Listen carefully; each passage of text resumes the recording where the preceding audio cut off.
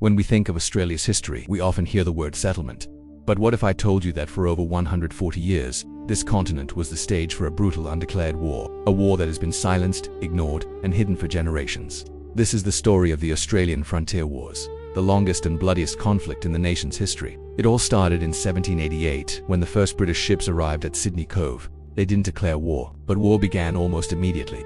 From that moment until the early 1930s, Indigenous Australians fought fiercely to resist the invasion of their lands. This wasn't a conventional war with uniforms, battlefields, or peace treaties. Instead, it was a sprawling series of hundreds of violent conflicts fought across the entire continent. This war took the form of guerrilla attacks, ambushes in the dead of night, and raids on camps and homesteads. In response, colonial forces and settlers carried out retaliatory massacres. The fighting spread like a wildfire, from New South Wales and Tasmania to Queensland, Victoria, Western Australia, and the Northern Territory.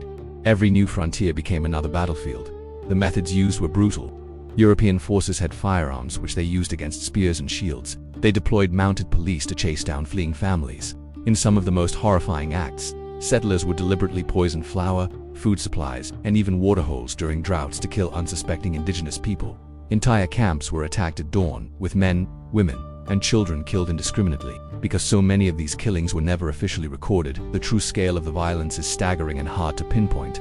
Historians now estimate that at least 20,000 Indigenous Australians were killed in direct conflict. Some studies suggest the number could be as high as 60,000 or even more. In stark contrast, between 2,000 and 3,000 settlers died during the same period. This was not an equal fight. It was a systematic destruction. In some regions, the conflict was so devastating that it wiped out over 90% of the local Indigenous population.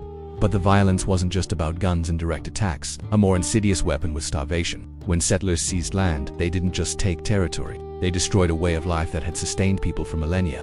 Hunting grounds were fenced off, vital water sources were poisoned or blocked, and sacred food cycles were shattered.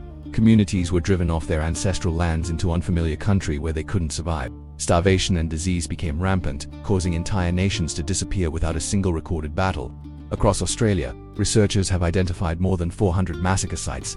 Many of these locations remain unmarked, unprotected, and unknown to the wider public. In the aftermath of these killings, bodies were often burned or left unburied, and a culture of silence was enforced through fear and intimidation.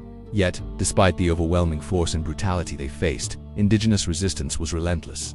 Warriors adapted their tactics, using their deep knowledge of the terrain to wage effective guerrilla campaigns. They fought to protect their water, their land, and their kin. In some regions, these conflicts lasted for decades.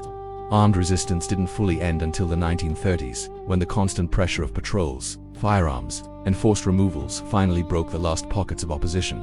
For over a century, this history was deliberately suppressed. The conflict wasn't called a war in school. The invasion was described as settlement, and massacres were dismissed as minor incidents. Only in recent times has Australia begun to confront this uncomfortable truth that a continent-wide war was fought here. It was Australia's longest war, and by far its deadliest. The frontier wars are not ancient history. The last battles were fought less than 100 years ago. The consequences of this conflict shaped the very foundations of modern Australia, determining who owns the land, who was displaced, and whose stories were silenced. Its scars remain visible today, and understanding this hidden war is crucial to understanding the Australia we live in. Thanks for watching. If you found this important, please share it and subscribe for more hidden histories.